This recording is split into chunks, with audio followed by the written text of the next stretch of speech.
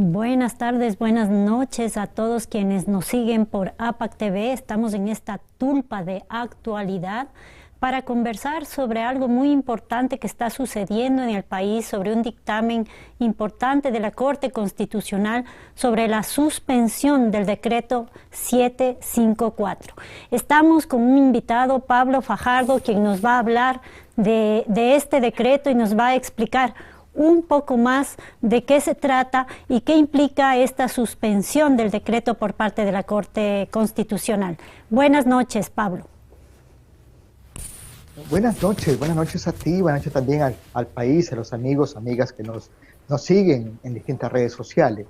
Primero es creo yo, un gran logro de la CONAIE, el haber logrado que la Corte Constitucional emita medidas cautelares y suspenda la vigencia del decreto 754. ¿Por qué es un gran logro? Porque este decreto, para que tengamos una idea, procura regular, entre comillas, la consulta ambiental.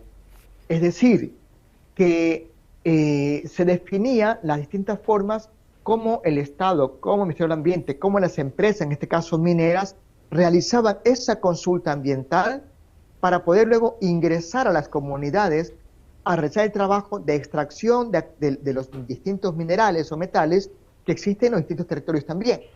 Pero ese decreto vulnera el derecho constitucional de las comunidades. Y aquí hay varias cosas. Hay que entender que lo que ha hecho la Corte por ahora no es mirar el tema de fondo, sino son medidas cautelares que suspende la vigencia jurídica de este decreto. Eso al menos hasta que conozca el tema de fondo y se puede determinar si efectivamente este vulnera o no los derechos constitucionales de las comunidades, de los pueblos, de nacionalidades, principalmente a la consulta, en este caso previa, informada y también con consentimiento, que es lo que esperamos que ocurra en este tipo de cosas, ¿no? Bueno, entre los argumentos que usa la Corte está el tema también de la consulta prelegislativa. Es decir, el Estado, el gobierno, debió previamente, en este decreto, consultarle a la población, a las comunidades, a los pueblos, a las nacionalidades también, sobre las distintas formas de cómo quieren que sean consultados. Entonces, evidentemente el decreto vulnera distintos derechos constitucionales de la población y de las comunidades. Pablo, y evidentemente la Corte, para tomar esta decisión, hace un análisis de los argumentos presentados por los demandantes y considera estos argumentos como válidos. ¿Cuáles son esos argumentos que le llevan a la Corte a suspender el decreto, evidentemente?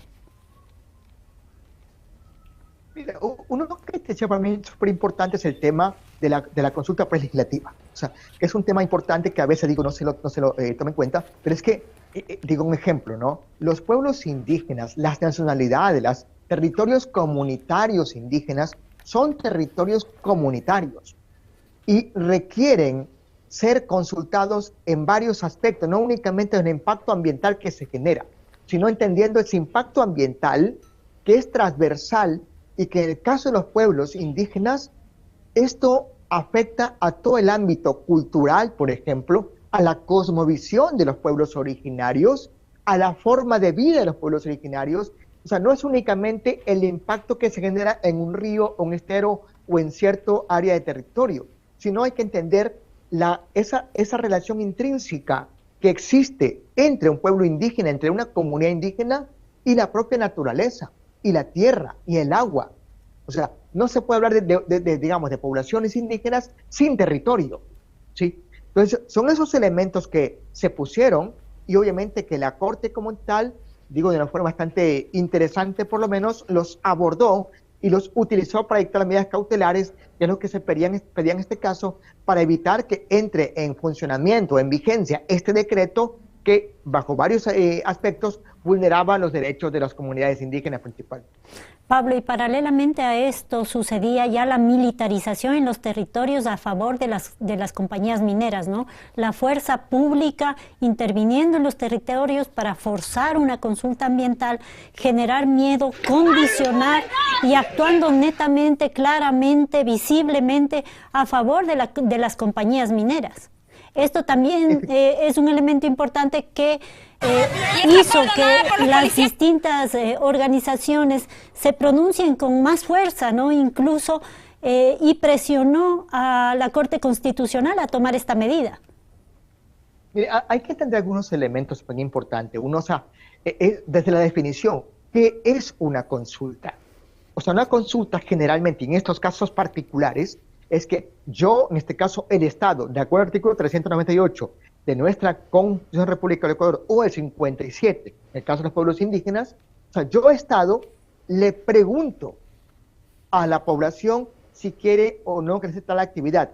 Pero previamente a preguntarle, debo informarle de una forma adecuada, lógica, completa y oportuna a esa comunidad, a ese pueblo, de lo que se pretende realizar allí en estos casos, ¿sí? Hay la información transparente, clara, con tiempo, comprensible, en el idioma incluso materno de esa comunidad o ese pueblo indígena, que lo entiendan todos en su contexto, exactamente ellos, entiendan toda esa realidad. Después que están debidamente informados, ahí sí viene la consulta. Ok, ¿quieren o no que se tal o cual proyecto? ¿Sí? Y ahí viene otra cosa también es, ¿qué ocurre si la comunidad dice, no, no queremos esto porque se pone en riesgo otros derechos que deben en este caso sobreponerse a este aspecto, en este caso interés mineral o metálico, lo que esté directamente allí? Pero en este caso particular, el decreto 754 no contemplaba ninguno de esos hechos. Entonces era una cuestión de que hago esto y voy por encima de cualquier tipo de cosas, no me importa que piense la comunidad, no me importa que otros derechos se vulneren en este caso, y se quería imponer una consulta contra la voluntad de las comunidades, poniendo en riesgo otros derechos fundamentales como el agua, por ejemplo, como el territorio, como un ecosistema adecuado, ver elementos culturales, ver temas de cosmovisión de los pueblos indígenas, por ejemplo, y también campesinos. O sea, era un decreto de lo que hacía era vulnerar derechos, imponer por la fuerza pública o con la razón de la fuerza, entre comillas, ¿sí? Imponer una supuesta consulta que no era ninguna consulta, vale más que era una imposición. Entonces, digo, más que razonable, se saluda el hecho que la Corte haya decidido aplicar medidas cautelares para evitar que se vulneren derechos y con la base de la represión se afecta a los pueblos indígenas que se resisten a la actividad extractiva. Pablo, a nivel de jurisprudencia, ¿qué pasos se deben seguir para realizar un decreto a una reforma al Código del Ambiente, que reforme el Código del Ambiente? Entendemos que no hay pasos, que no se siguió el procedimiento debido tampoco administrativamente. ¿Cuál es qué pasó ahí? Mire, o sea, el artículo, por ejemplo, si va en la consulta estrictamente ambiental, el artículo 398 de la Constitución República del Ecuador establece claramente, ¿no? El ente consultantes es el Estado, no es la empresa, en este caso minera, es el Estado quien debe hacer la consulta.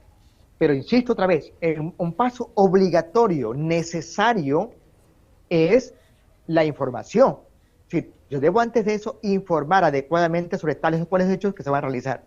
Pero en este caso, para hacer el decreto, debía hacerse la consulta, lo que llaman prelegislativa, es decir, antes de que haya la norma, consultarle al pueblo sobre tales hechos que podría afectar este decreto ley. Pero en este caso particular, jamás hubo esa parte prelegislativa, jamás hubo la consulta, jamás la información. O sea, era evidente que este decreto ley lo que hacía era afectar los derechos humanos, derechos ambientales, derechos de pueblos indígenas, ¿sí? Con un decreto que quería imponerse al marco constitucional. Entonces, no había no hay una norma, no hay una ley vigente que regule adecuadamente el tema de la consulta ambiental. Se lo quiso hacer con un decreto ley, pero que para toda costa vulneraba el derecho de los pueblos. ¿Y puede este decreto volver a estar vigente o qué implica la suspensión? O sea, ahorita, ¿cuáles son los pasos que va a seguir la Corte Constitucional? La Corte tiene que obligatoriamente, en este caso ahorita, mirar el tema de fondo. O sea, como digo, son medidas cautelares que se han dictado por ahora. La medida cautelar suspende la vigencia jurídica de este decreto, pero no se conoce el tema de fondo. Entonces, tiene que de ley, las partes, tanto el Estado como los accionantes en este caso, ponen los distintos argumentos, convocarse a audiencia respectiva, posiblemente hacer verificaciones de campo también, para determinar si efectivamente el decreto vulnera o no los derechos humanos, derechos colectivos de los pueblos y nacionalidades. Sí, una vez que conozca el fondo, tenemos una sentencia definitiva, que esa sentencia podría eventualmente revertir las medidas cautelares y decir que sí, efectivamente no hay ninguna vulneración de derechos. Pero bajo una cuestión estrictamente jurídica, yo veo imposible que la Corte Constitucional, digamos, devuelva la vigencia del decreto ley, porque, insisto, desde todos los ángulos, el decreto ley vulnera derechos de los pueblos indígenas. A nivel de criterios de derechos humanos, verdad, justicia, reparación y no repetición, ¿qué deberíamos hacer las organizaciones sociales para que esto no vuelva a ocurrir? Yo creo que aquí hay algunas cosas importantes. Primero, yo creo que yo sí saludo a los accionantes, que la CONAIE y pueblos indígenas también, que tuvieron la valentía de presentar este recurso, esta petición en la Corte Constitucional en forma oportuna e inmediata. Eso hay que saludarlo directamente ahí porque lo hicieron. Segundo, hay que estar vigilantes. La presión que ahora existe de las corporaciones, del mismo Estado como tal, hacia la Corte va a ser significativa. E incluso amenazas considerables también de distintas empresas mineras que podrían amenazar al Estado ecuatoriano con presentar arbitrajes internacionales y amenazar la cuestión económica, por ejemplo, del que el país podría ser condenado en paneles de arbitraje internacional por esta sentencia o estas medidas cautelares emitidas por la Corte Constitucional. Entonces, ¿qué nos corresponde como sociedad civil? Una, estar vigentes, vigilantes de este proceso. Dos, apoyar abiertamente con acciones jurídicas, con amicus curiae, por ejemplo, la petición o el requerimiento de la CONAIE y los otros accionantes, a fin de fortalecer la posición de los pueblos, de las nacionalidades, de las comunidades, para que la Corte ratifique ese hecho y no permita la vigencia de un decreto ley que vulnera derechos constitucionales en este caso. ¿Sí? Tres, también un poco llevar esto a la opinión pública, socializar las bases, que las comunidades, que las bases, donde hay más conflictos sobre todo, comprendan este gran triunfo, este gran logro, y que se empoderen también de este proceso para que no dejen solo únicamente a sus dirigentes y líderes, que todo implemento colectivo de la sociedad y hagamos fuerza común para defender este hecho y lograr que se ratifique de forma definitiva y que no vuelva a la vigencia del decreto ley. Ahora, toda esta conflictividad al interior de los territorios que ha hecho visible, digamos, el decreto 754 continúa, ¿no? Sabemos que el pueblo shuar está pasando por momentos difíciles, las organizaciones incluso al interior hay una conflictividad fuerte, ¿no es cierto?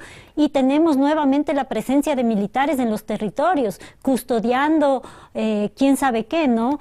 Aparentemente no es a la minera, pero sabemos que quienes están generando el conflicto a nivel organizativo es gente que está a favor de la minería. ¿Qué hacer ante esto? ¿No? Tenemos un nivel de conflictividad y violencia en los territorios bastante fuerte. Yo creo que el Estado debería aplicar la sentencia, esta sentencia, llamémosle así, de la Corte Constitucional de forma inmediata y retirar la fuerza pública que está amenazando y que generando violencia en estas comunidades indígenas. O sea, yo sí aquí exhorto al Ministerio de Energías y Minas, al Ministerio de Defensa, al Ministerio del Interior, a actuar apegado al derecho. El hecho de que hoy no tengamos un parlamento que haga un control político no quiere decir que el Estado, el Ejecutivo, tiene luz verde para hacer lo que ellos quieran dentro del territorio nacional. Es más, los pueblos indígenas tienen autonomía en sus territorios y no puede ingresar la fuerza pública, ni policías ni militares, a su territorio sin el permiso y consentimiento de esos pueblos indígenas. O sea que hay una vulneración constante y permanente de los derechos de muchas comunidades que se están militarizando solamente por satisfacer el interés económico de las empresas mineras en el país. Yo creo que debe parar este tipo de agresión también y si no, hay que denunciarlo donde sea posible, incluso en la CIDH, por ejemplo, comparecer de tal forma de exigir al Estado respeto al derecho de los pueblos indígenas. Dice mucho esto de las compañías mineras, ¿no? Cómo las compañías mineras recurren por debajo a este tipo de acciones para poder apropiarse, ingresar a los territorios y llevarse los recursos, ¿no? Estas acciones que hacen las compañías mineras realmente son como maquiavélicas, ¿no? Malintencionadas, y que el Estado esté acompasando eso es bastante grave. Así que, Pablo, estamos preocupados por esta situación y estamos también vigilantes y les pedimos a todos las personas que nos siguen en APAC TV, a todas las organizaciones sociales, que recurran a los medios comunitarios para denunciar este tipo de atropellos y seguir impidiendo que esto ocurra en nuestros territorios, con nuestros pueblos y nacionalidades en nuestro país, porque nosotros, creo que la mayoría de ecuatorianos, le decimos sí a la vida, le decimos también sí al Yasuní y le decimos sí al Chocó andino. Con esto, unas palabras finales, Pablo, para cerrar esta entrevista. Yo agradecerte profundamente por el espacio también y hacer un llamado, coincido contigo, un llamado al país, un llamado a los grupos sociales del país. O sea, hay que entender que el petróleo no ha sido la solución económica a los problemas del país. La minería no es la solución económica al país. Las comunidades, los pueblos, las provincias donde se extrae petróleo o algún tipo de minería de hace 20, 30, 40, 50 años atrás son las poblaciones más empobrecidas del Ecuador. Entonces, si esos recursos minerales que están extrayéndose han servido para empobrecer la población local, está claro que no son las soluciones al país. Debemos actuar, buscar un desarrollo integral, holístico, pero desde la tierra, desde los pueblos, no desde el poder corporativo o de un Estado indolente e incapaz para proteger los derechos de las poblaciones, pero muy eficiente para proteger los intereses corporativos, en este caso empresas mineras, que vienen acá a saquear nuestros recursos del país. Entonces, yo sí exhorto al Estado primero a actuar con responsabilidad y a retirar la fuerza pública de estas comunidades que generan violencia en las comunidades. Y también un llamado, y coincido contigo, a la población, a los colectivos del país también a ser solidarios con estas comunidades que están siendo hoy día violentadas en sus derechos y son amenazadas frecuentemente por la fuerza pública, que lo que hacen es proteger el interés de las empresas mineras y no el derecho nacional.